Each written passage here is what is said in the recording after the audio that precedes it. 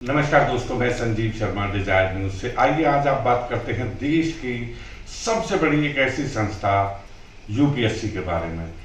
कभी कोई आदमी सोच भी नहीं सकता था कि यूपीएससी पर इतना बड़ा एक धब्बा लगेगा। पूजा खेलकर एक आईएएस ट्रेनी,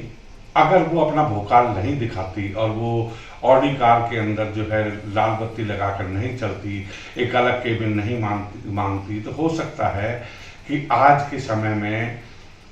ये इतना बड़ा जो एक स्कैंडल, एक धोखाधड़ी जो सामने आई है, वो शायद कभी भी नहीं आ पाती। पूजा खेलकर एक ऐसे परिवार से है कि जिसके बारे में अगर मैं बात करूं तो चाहे उनकी माँ का भी अगर भौकाल देखे तो माँ का भौकाल भी कम नहीं रहा कि वो कैसे रिवॉल्वर को घुमाती हुई किसानों को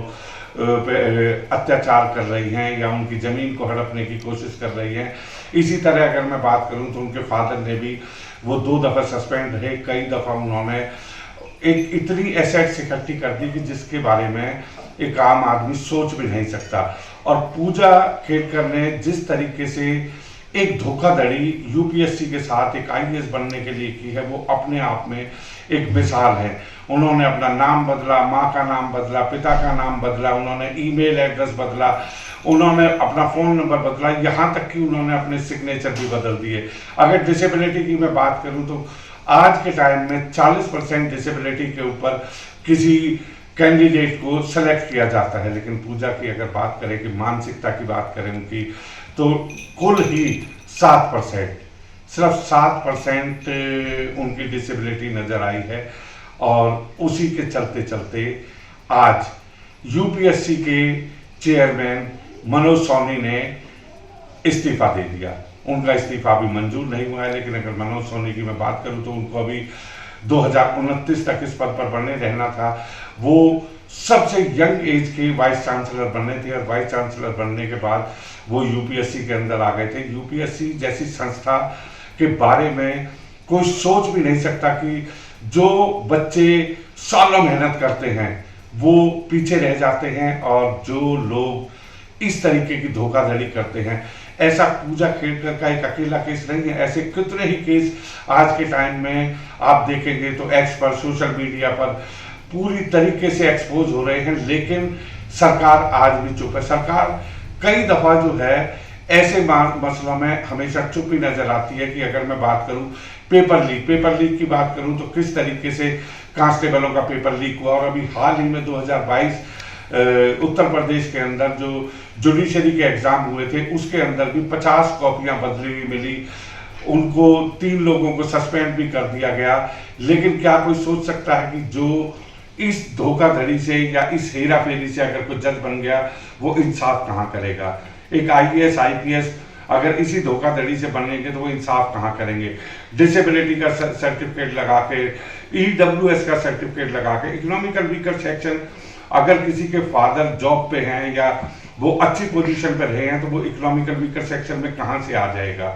इन सारी जो नकली सर्टिफिकेट आज के टाइम में बन रहे हैं, जिस तरीके से लोग इनका मिसयूज कर कर एक सही कैंडिडेट को सामने नहीं आने देना चाहते, और वो इस तरीके का एक जाली सर्टिफिकेट बना के अपनी पहचान को छुपा कर पैसा खर्च कर कर वो आज यूपीएससी में अगर आईएएस आईपीएस बनते हैं तो आप देख सकते हैं देश की सबसे ऊंची पोजीशन है। अगर देश को आज कोई चला रहा है तो नेताओं के बाद आईएएस और आईपीएस है, जो कि इन लोगों को इंसाफ दिलाते हैं। लेकिन अगर इंसाफ देने वाला अगर खुद ही धोखाधड़ी का शिकार है या खुद ही धोखाधड़ी उसने कर कर आज वो इस मकाम पे पहुंचा है, तो आप क्या उम्मीद करते हैं कि आपके बच्चे जो दिन रात मेहनत कर रहे हैं, क्या वो इस मकाम तक पहुंच पाएंगे? और यही कारण है दोस्तों कि आपने देखा होगा कि कोटा जैसी जगह में कितने बच्चों ने सुसाइड कर लिया। वो इतनी मेहनत करते हैं, वो वहां तक नहीं पहुंच पाते, और एक आदमी इस तरीके की धोखाधड़ी करके पूजा खेलकर जैसे एक कैंडिडेट ने किस तरीके से इन सारी चीजों को अपना एक हथियार बनाकर और वो आईएएस बन गए। अब यूपीएससी ने उनके खिलाफ कंप्लेंट दर्ज कराई है, पुलिस के अंदर भी दर्ज कराई है, उसकी एफआईआर लॉन्च हो गई है, उस पर भी इन्वेस्टिगेशन चालू हो गई है। पूजा खेड़कर की ट्रेनिंग को रद्द कर उनको आदेश दिया है कि वो मसूरी के अंदर जो IAS एकेडमी की ट्रेनिंग है वहाँ पे जाकर रिपोर्ट करें। लेकिन एक चीज़ क्वेश्चन और बड़ी उससे उठ रहा है दोस्तों कि यूपीएससी अभी वो ट्रेनिंग है, अगर यूपीएससी को पता चल गया कि उन्होंने किस तरीके से अपनी एज के साथ भी खिलवाड़ किया कि जो अटैम्प्ट उनको देने थे उससे भी ज़्यादा अटैम्प्ट दिए उन्होंने और सारी चीज़ें प्रूव हो गई है, तो क्या एक ऐसे शख्स को अभी तक जॉब पर बने रहना देना चाहिए? अगर वो ट्रेनिंग है उसकी सर्विस को इमीडिएटली यूपीएससी समाप्त भी कर सकती थी, लेकिन कहीं ना कहीं उन्होंने उसको एक लिबर्टी दी, सिर्फ एक नोटिस दिया है। अगर इन्वेस्टिगेशन हो गई है तो जरूर उसके ऊपर एक्शन होना चाहिए। और ऐसे एक केस नहीं, कई केसेस हमारे सामने आए हैं कि जिनके अंदर डिसेबिलिटी का सर्टिफिकेट लेके 25-25 किलोमीटर तक वो कैंडिडेट IAS और IPS बनने के बाद वॉक करते नजर आए। कुछ कैंडिडेट तो ऐसे नजर आए कि जिनके अंदर उन्होंने अपनी सोशल मीडिया के ऊपर पोस्टें डाली हुई हैं। इकोनॉमिकल वीकर सेक्शन एक ऐसा वो है कि जिसका पता लगाना सरकार के लिए भी बड़ा मुश्किल है, क्योंकि आप अगर इनकम टैक्स रिटर्न नहीं भर रहे हैं 5 साल से 7 साल से, अगर आपको पता है कि आपके बच्चे को ऐसा एग्जाम देना है और आपने इस कैटेगरी को यूज करना है, तो वो उसी तरीके से वो अपना रिकॉर्ड क्रिएट करते हैं कि वो इनकम टैक्स नहीं भरते। अदरवाइज तो कितने कैंडिडेट ऐसे हैं कि जो एक्चुअल में बेचारे नीडी हैं, वो वहां तक पहुंच ही नहीं पाते, क्योंकि ना उनके पास कोई ऐसी सिफारिश होती है, ना पूजा खेड़कर की तरह पूरा परिवार, एक नोटोरियस परिवार की अगर मैं संज्ञा दूं तो आप आराम से उनका देख सकते हो, उनका भोकाल देख सकते हो किस तरीके से कि माँ भी, बाप भी और बेटी भी किस तरीके से उन्होंने अपना एक भोकाल क्रिएट कर दिया था। और वो इसी तरीके से अगर कहीं कंफर्म हो जाती तो बड़ा मुश्किल होता है एक IAS को निकालना, फिर इंक्वायरी चलती रहती, इसी तरीके से वो सैलरी लिए जाते। और कितने कैंडिडेट और हैं जो एक्स के ऊपर भरे पड़े हैं कि उन्होंने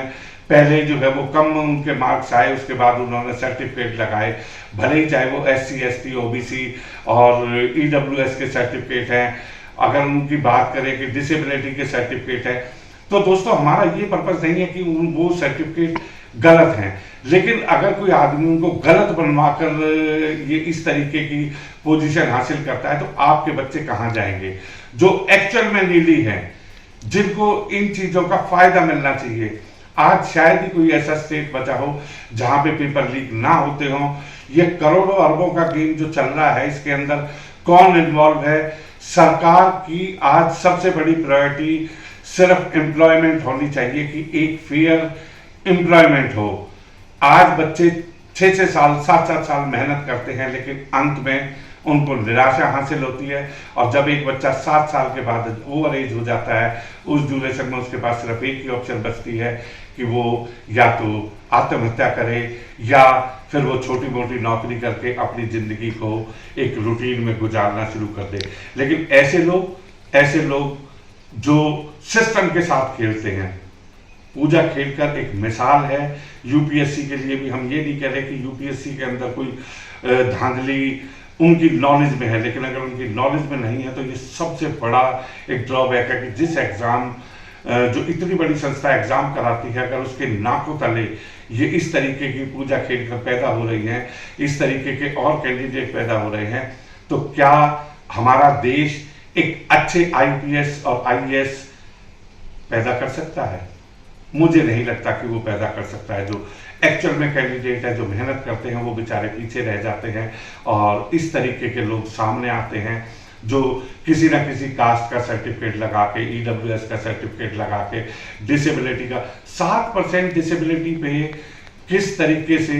पूजा खेड़कर को जॉब मिली, ये अपने आप में एक ऐसा सवाल है जो आने वाले समय में अगर इसका अच्छी तरीके से पुलिस इन्वेस्टिगेट करती है तो एक अकेली पूजा खेड़कर नहीं, क्या पता कितनी पूजा खेड़कर और कितने ऐसे लोग निकलेंगे जो आज IAS और IPS बनने बैठे हैं, देश की इंसाफ की बात करते हैं। वो एक बेईमान इंसान किसी को क्या इंसाफ दिलाएगा? नमस्कार दोस्तों।